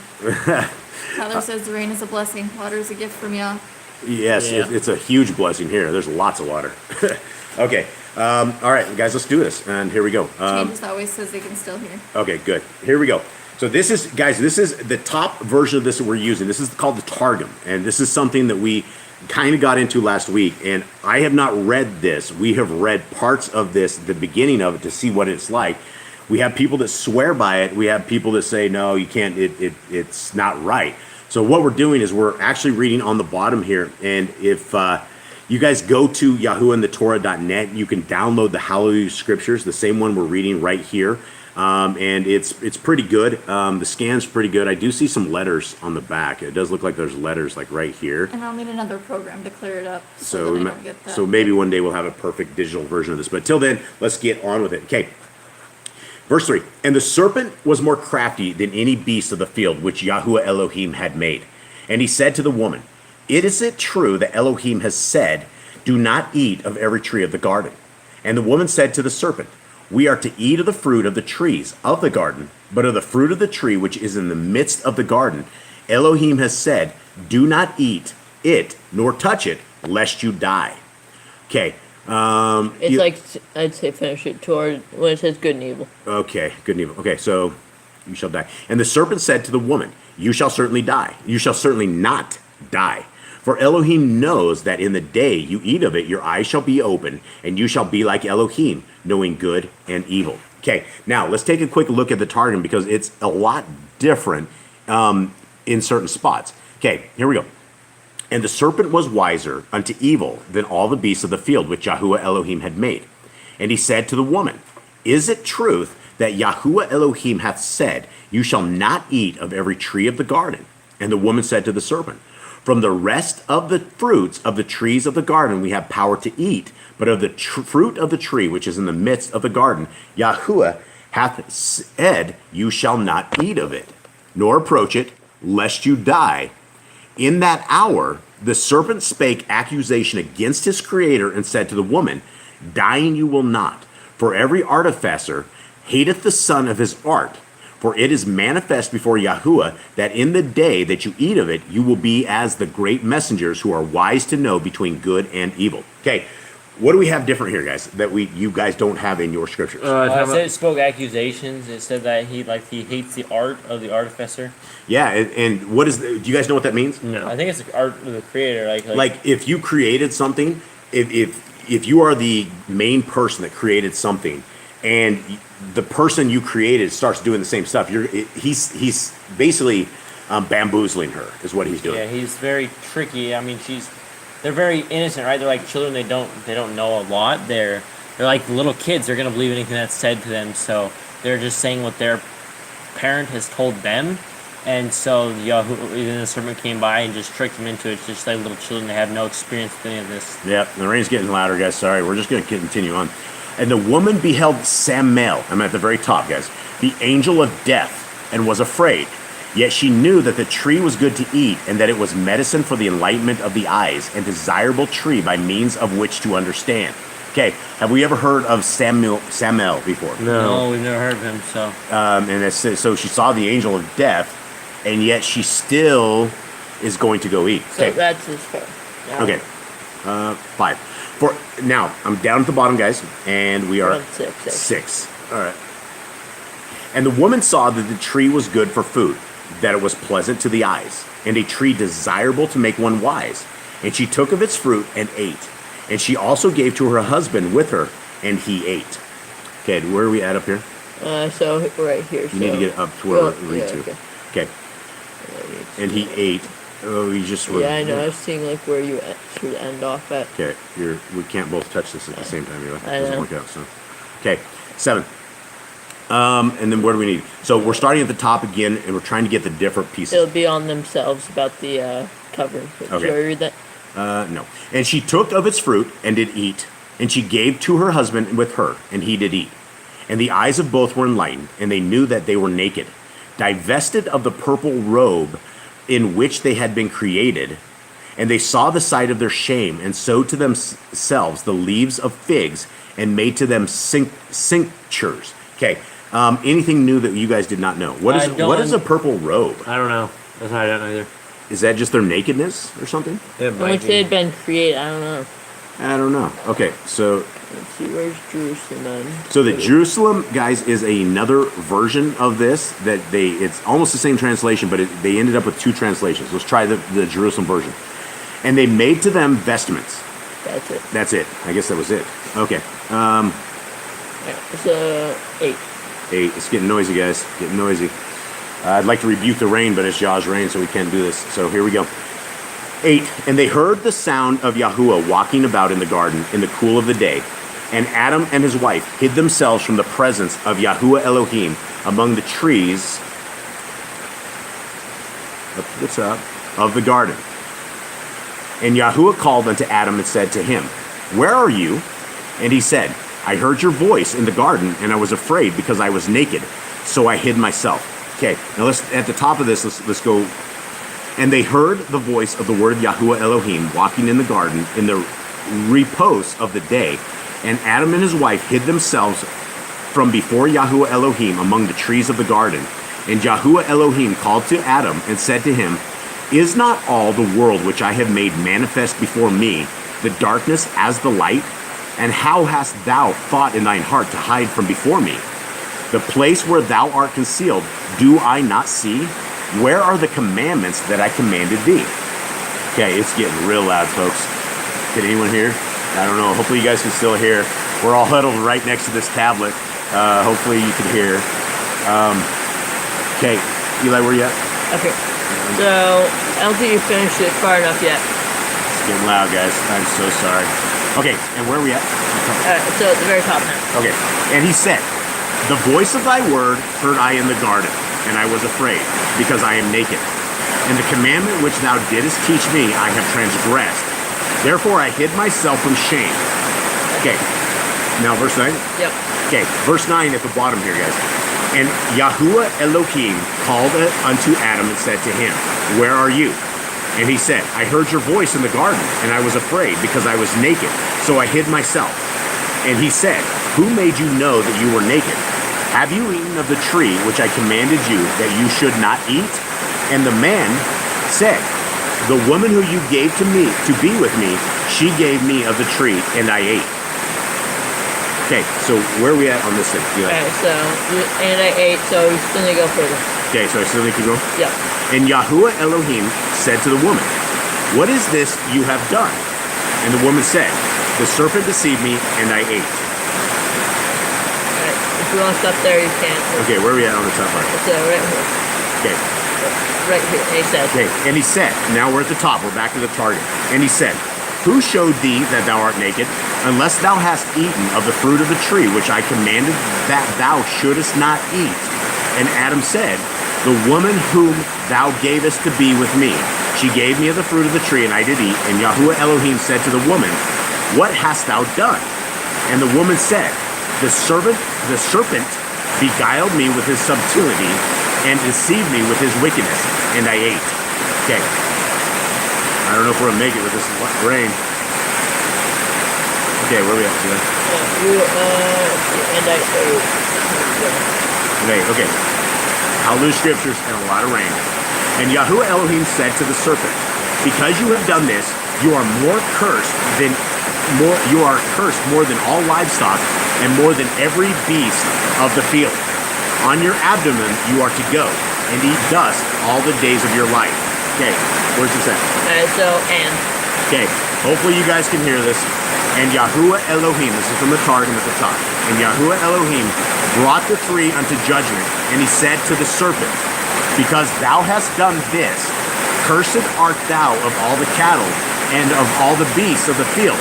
Upon thy belly thou shalt go, and thy feet shall be cut off, and thy skin thou shalt cast away once in 7 years. And the poison of death shall be in thy mouth, and dust shalt thou eat all the days of thy life. Okay, guys, everyone close. What did you guys hear on this? What's new to this? Basically talks about the snake and how he became venomous. He sheds his skin. He loses his legs. Yeah, he said he must have walked. Why did the entire group of serpents get punished for this dude? I don't know. I don't know, but this dude did it. Okay, where are we at here? Let's see, and I put 15. Okay, 15. And I put enmity between you and the woman, and between your seed and her seed. He shall crush your head, and you shall crush his heel. Now, guys, I've never understood this in the Bible. It kind of makes sense, but it doesn't really make sense. So let's go up to the Targum. You want to finish 16 first? Okay. To the woman he said, I greatly increase, and your sorrow and your conception bring forth children in pain, and your desire is for your husband, and he rules over you.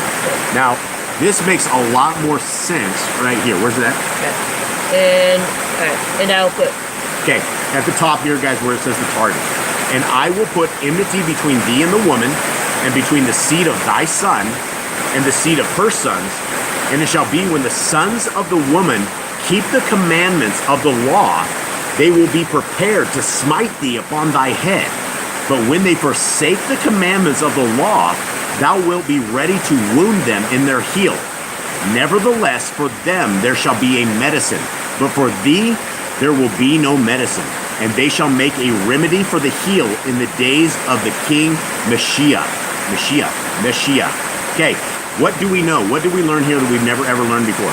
We heard that Yahushua, the king, he will heal the people. He will heal them from the serpent's curse. Well, it makes a lot more sense. And right here it says that when the sons of the woman consider the law, even in the Jerusalem Post here, it says when the sons of the women consider the law and perform its instructions, they will be prepared to smite thee on thy head and kill thee.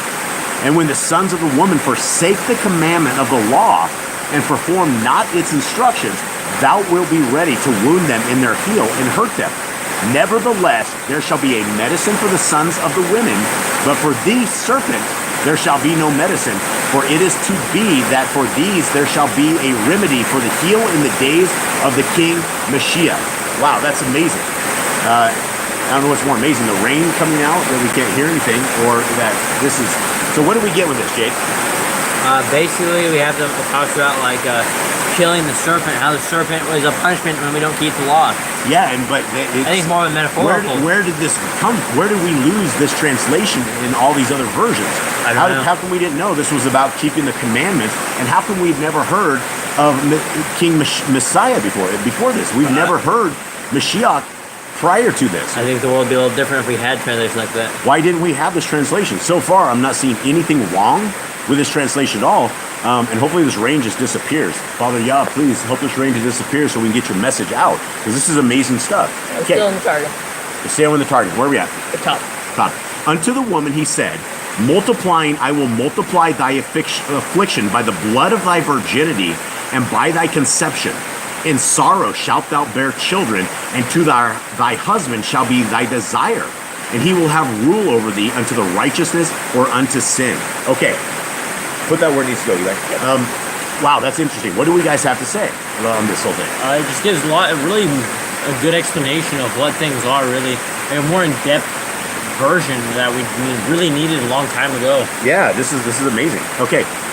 Is everyone out there still hearing this? Yeah. Isn't this amazing, guys, in the chat room? Tyler says this is wonderful. The rain is adding so much atmosphere. It really brings out the storms of the message. Well, yeah, no, we're sitting here trying not to scream into this little tiny tablet we have here, but we're having a lot of fun with you guys. We're continuing on. So we know that there is a medicine coming, guys. We knew back in Genesis 1 that there was a medicine. How come we didn't know this? Evil people took it out. People of Satan himself took that part out, translated it wrong, and here we are. You need to speak into that, get out the hands here. Yeah, it's very, very important that we, all of a sudden, now we know that we had a medicine for the snake. But there is no medicine for the snake. It's for the bite. And it makes a lot more sense. I just found that very, very fascinating, guys. All right, let's continue on. And again, sorry for the rain. We love you guys. Okay, 17. And to the man he said, because you have listened to the voice of your wife and have eaten of the tree of which I commanded you, saying, do not eat of it. Cursed is the ground because of you. In toil you are to eat of it all the days of your life. And it shall bring forth thorns and thistles for you, and you shall eat the plants of the field. Okay, are we at the next one, Eli? Okay. By the sweat of your face you are to eat bread until you return to the ground. For out of it you were taken. For dust you are, and to dust you return. And the man called his wife's name Kawa, because she became the mother of all living things. Okay, and that in Hallelujah Scriptures, guys, that H right there is a ka. It's Kawa. So I don't know how they ended up with Eve. I don't know how this whole translation did, but we didn't have that right. Okay. All right, top Targum. Okay, here we go. Top Targum. But to Adam he said, because thou hast hearkened to the word of thy wife, and hast eaten of the fruit of the tree of which I commanded thee, saying, thou shalt not eat of it. Accursed is the ground, in that it did not show thee thy guilt. Okay, this is, I want to pause right here, right? It just says, Yah cursed, he says, the ground did not show Adam the guilt. What does this mean? I think it's talking about before that did not show me, like where he can just grow up anything he wants. He can just plant it and he doesn't struggle with it. I don't know. He says, thou shalt not eat it. Accursed is the ground in that it did not show thee thy guilt. In labor shalt thou eat of it in all the days of thy life, and thorns and thistles will it put forth and increase on account of thee. It's not like the ground got punished as well. Like it was supposed to stop him or something. Like the grass or something was supposed to stop him for whatever reason.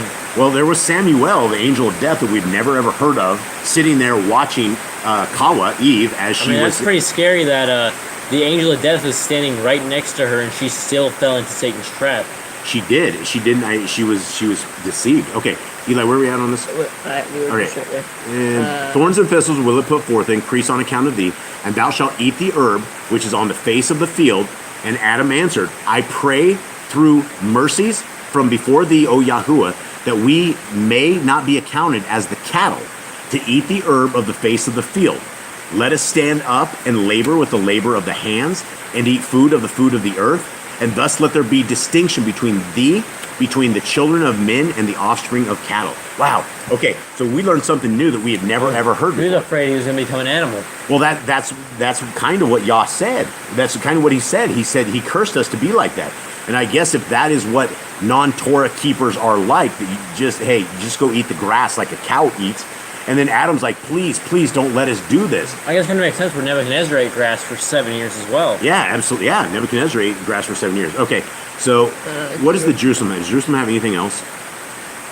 Just like Dardine. Okay, let's just read it. Keep it. And thorns and daradarian shall increase to thee, and thou shalt eat the herb which is on the face of the field. And Adam answered, I pray through mercies from before thee, O Yahuwah, that we be not accounted before thee as the cattle to eat the herb which is in the face of the field. Let us now stand up and labor with the labor of the hands, and eat food of the fruits of the earth. And in these things let there be distinction between thee, between the children of men and the cattle.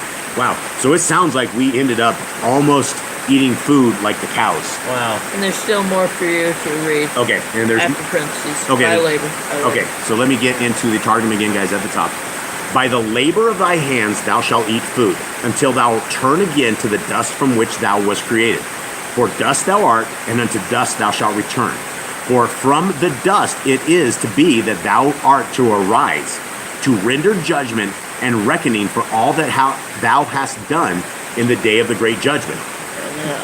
Okay, and Adam called the name of his wife Hava. So, and this would probably be Kawa as well, probably. I mean, the Hallelujah Scriptures might have this right.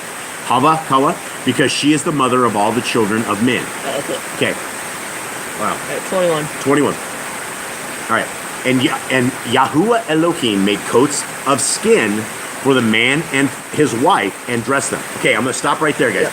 What do we know right now of the coats of skin? What did you guys think they were clothed in? Like sheepskin. I think he slaughtered an animal and made sheepskin out of it. I think he talked to Jack Jubilees about a sacrifice Adam did, and then he gave him the skin from that. But we'll see. Okay, well let's see what this version says. Okay, and Eli, I'm at the top. Yep. And Yahuwah Elohim made to Adam and to his wife vestures of honor from the skin of the serpent, which he had cast from them, upon the skin of their flesh, instead of the adornment which had been cast away, and he clothed them.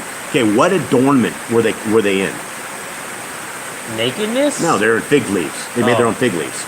Oh. Come on, fail. All right, yeah. So I think the serpent was extremely thick before some, because that's a lot of skin to clothe two humans from one serpent. yeah, who knows what this kind of thing was? But do we have anything? Do we know this? Does this go against anything that we know of? Well, not off the top of my head. Isn't it kind of weird that they were dressed up in snake skin? Other check Adam and Eve and see what No, that because was. we see that John the Baptist is wearing camel's fur as well. Camel skin, yeah, camel. So Yeah. it's obviously okay to wear, I guess, The dead, animal's unclean thing? skin. Yeah. I mean, there's two people of Yah were like that. So this is something we've never ever heard about. Why wouldn't we know? Why wouldn't the king tell us this, or why wouldn't the translations we have any of this in there? Because it brings us closer to Yah, make us be prepared for what is to come, make us more understanding of what is to come. And if we don't have those, we're just living our lives as a Christian.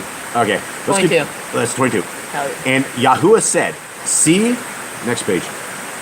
See, man has become like one of us, to know good and evil. And now, lest he put out his hand and take also of the tree of Kai and eat and live forever.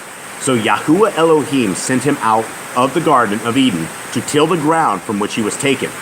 And he drove the man out, and he placed cherubim at the east of the Garden of Eden, and a flaming sword which turned every way, to guard the way to the tree of Kai."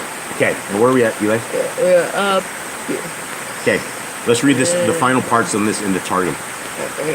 And Yahuwah Elohim said to the messengers who ministered before him. Okay, so we didn't know they were messengers, right? It said in this version, it was he said ours, right? Like us. Like us, right? We didn't know who us was, but we now know because of this version that in the day 2, Yahuwah made the messengers that were ministering to him. So let's continue on. And Yahuwah Elohim said to the messengers who ministered before him, "Behold, Adam is soul on the earth, as I am soul in the heavens above.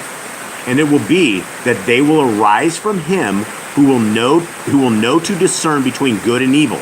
Had he kept the commandments which I appointed to him, he would have lived and subsisted as the tree of life forever. But now, because he hath not kept that which I prescribed, it is decreed against him that we keep him from the Garden of Eden, before he reach forth his hand and take of the tree of life. For behold, if he eat thereof, living he will, and subsist forever. And Yahuwah Elohim removed him from the Garden of Eden, and he went and dwelt on Mount Moriah to cultivate the ground from which he had been created. And he drave out the man from thence where he had made to dwell the glory of his Shekinah at the first between the two cherubim before he had created the world. Okay, so let's stop right there before we go to the next thing. What do we know that we did not know? Okay, so Mount Moriah, we actually knew from Adam and Eve. They were all up on top of a mountain. It just didn't say what kind of mountain they were on. Okay, Mount Moriah. Okay, so we know he was created. So now we know where man was created. He wasn't created in the garden. He was created on Mount Moriah, where this was. Okay, what else do we know from this right here that we didn't know? Who is Shekinah? Glory of his Shekinah. Shekinah has to be talking about Yah. Whatever Shekinah is, his Shekinah. That's capitalized right there. So that has to be something about his. So he said he made to dwell the glory of his Shekinah at the first between the two cherubim, the two angels. Okay, so what do we get? Jade, you with me here? Yep. We see that he was tilling. We saw that he was working in the land on his little mountain he was on, where he was put after he was kicked out. We see that there was a tree of life. That there was something he could eat where he could live forever. There's a fruit that makes you live forever. Yeah. Okay. This is interesting. The next part. Let's see. Okay. Before he created the world, he created the law. He prepared the Garden of Eden for the righteous, that they might eat. I want to discuss this real quick. Right here. That they might eat and delight themselves with the fruit of the tree, because they would have practiced in their lives the doctrine of the law in this world and have maintained the commandments. But he prepared Gehenna for the wicked, which is like the sharp, consuming sword of two edges. In the midst of it, he hath prepared flakes of fire and burning coals for the judgment of the wicked who rebelled in their life against the doctrine of the law. To serve the law is better than to eat of the tree of life, the law, which the word of Yahuwah prepared, that man in keeping it might continue and walk in the paths of the way of life in the world to come. Wow. So we right now, I'm starting to understand why they pulled all of this out of scriptures, because this is in Genesis 3, and it says that we were not keeping the laws of God, which is why we were cursed, why Adam was cursed, and that we learned that the law was created 2,000 years before we were ever created. That's something to understand. He said that it was better that we keep the law than to eat of the tree of life. Which is crazy to think that instead of it's better to keep the law than live forever, because we will be eating from the tree of life if we keep the law. Yeah, and this is a very amazing. I had plans to go 5, 6, 7, and 8 guys, but this is probably a little disturbing to everybody. So we're probably going to wrap up on this. But the Grand says Shekinah. She went and looked it up.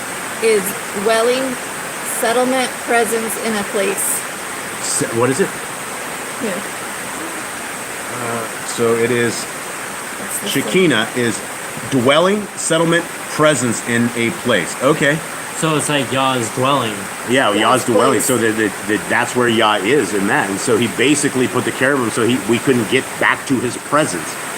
All right, so I guess everyone in the chat room who's heard this is the first time we've heard this. And I guess we'll leave this at here. We've been doing this for like an hour and 30 minutes. I could probably go for another 2 or 3 hours. This is very, very interesting. But I guess we'll leave it at this because the rain has taken us out. I want to read the Jerusalem version. The Jerusalem version? Just because it says the 2,000 years. I said 2,000 years prior to that, right? I don't think so. Okay. Oh, is that what I missed? Yeah. Oh, okay. Here, I missed something. Okay, so let's read this real quick. And the word of Yahuwah Elohim said, Behold, Adam who I have created is soul in my world, and I am soul in the heavens above. It is to be that a great people are to arise from him. From him will arise a people who will know how to discern between good and evil. How do we discern between good and evil? The Torah. We know what the Torah is. We are born with a conscience. This is amazing. And well, the conscience doesn't give us good and evil. Well, it gives us morality because we know what you could be raised with a horrible parents and you would have no conscience whatsoever. You could hurt things and not even know you're hurting them because that's just how you've been raised. Okay, So conscience, that's like the Christians saying the Holy Spirit is going to make them know the Torah when they don't know that. Okay. And now it is good that we keep him from the Garden of Eden before he stretched forth his hand and take also the fruit of the tree of life and eat and live forever. And he cast out Adam and made the glory of his Shekinah to dwell at the front of the east of the Garden of Eden, above the two cherubim, 2,000 years before he had created the world, he created the law and prepared Gehenna and the Garden of Eden. So now we know the Garden of Eden, however the Garden of Eden was there, it was there. So he created the law and prepared Gehenna and the Garden of Eden, and he probably did it in that order, would be my guess. He created his ways. He created a place that we would go if we didn't keep them, and then he gave us the garden where we should have been keeping them. So this is amazing. Definitely not the laws of Moses. Yeah, this is not the laws of Moses. This is the laws of Yah, right? And imagine this, if this was all in our Bibles, we wouldn't have the Christians today. Well, this is the laws of Moses. It never came around. It very clearly says in Genesis that the laws were made 2,000 years before we were ever formed. That is amazing. All right, where am I at here, Eli? Let's see, Shekinah, 2,000 years, gave him, alright, he prepared. Okay, he prepared the Garden of Eden for the righteous, that they should eat and delight themselves with the fruit of the tree, because they had kept the commandments of the law in this world. For the wicked he prepared Gehenna, which is like the sharp, consuming sword with two edges. He prepared in the depth of it flakes of fire and burning coals for the wicked, for their punishment forever in the world to come, who have not kept the commandment of the law in this world. For the law is the tree of life. Whoever keepeth it in this life liveth, and subsisteth as the tree of life. The law is good to keep in this world, and the fruit of the tree of life in the world that cometh. I have this feeling that we got bamboozled with all of these translations that we have. I don't think that we have even in the Septuagint. The Septuagint doesn't say anything like this. How did we end up missing all of these details? And I don't see any of these details as going against the commandments. I see them as supporting them. That creation, the law was created 2,000 years. I mean, I just, that's amazing. All right. Well, I guess that's it. It's a rainy day here. Is there a place they can find the Targum themselves? Yeah, the Targum. You guys can go. So here, we're going to take this right here. If you guys want to do a little bit more Shabbat reading, you guys can go right here and go to the top of Yahoo and the Torah. Nicole, did you put a link in there? I did. I'm actually going to go do it again. I'm just getting there. And I'll actually put this one just as a link right in the chat here in just a second. You guys can go. The same one we're reading from is right here. If you click on downloads, the same Tanakh that we're reading out of, the same Torah, is right there. And then right here, Genesis, the Targum of Palestine. And I didn't want to put the Targum of Palestine up yet because we hadn't read through it. So if we find stuff later that is very evil, then I will take this down. But so far, this seems like it makes a tremendous amount of sense. Stuff we didn't have before. And it clearly says the laws of our Creator are for everything. And that's what it's supposed to be all about. And that's basically what we're saying through all of this stuff. So, like the Grand says, inherited lies. Yeah, inherited lies. We didn't know. So guys, thank you guys very, very much. We love you all, everybody that's out there. A huge shout, huge hugs. We have to say hi to a few people that came in real quick. You might have to speak up there, little Nicole. I know, I'm sorry. So there's Vasily from Romania. He popped in. Hi, Vasily. Let's see. Strive for Truth is in here, which is Kat. Hi, Kat. Yeah, Kat. This is Kat was the gal who actually got us this copy. We are reading because of her hard work. So thank you very, very, very much, Strive for Truth. Much love to you, dear sis. We really, really appreciate you. I think Not of This World. Not of This World. She's here also. And anyone else that we missed, if we missed you, we are so sorry. Just know that we love you all. We really, really appreciate you guys. And thank you guys very, very much. I hope you guys have a wonderful Shabbat. I hope you guys seek Yah. Seek the kingdom where he is able to be found. And we will anxiously anticipate next week seeing you guys doing another one of these readings. Hopefully we don't get rained out. We are towards the end of our wet season here, and it just gets rainier and rainier for the next couple of months. So hopefully Yah will have mercy on us and not smash us with the rain while we're doing this. But it is his will for everything. So thank you guys very, very much. I guess that's it. Goodbye to everyone in the chat room, and we will see you later. All right, shalom. Shalom. No music. Yeah, nobody can hear anything. Much love, everyone. Shalom. We're out.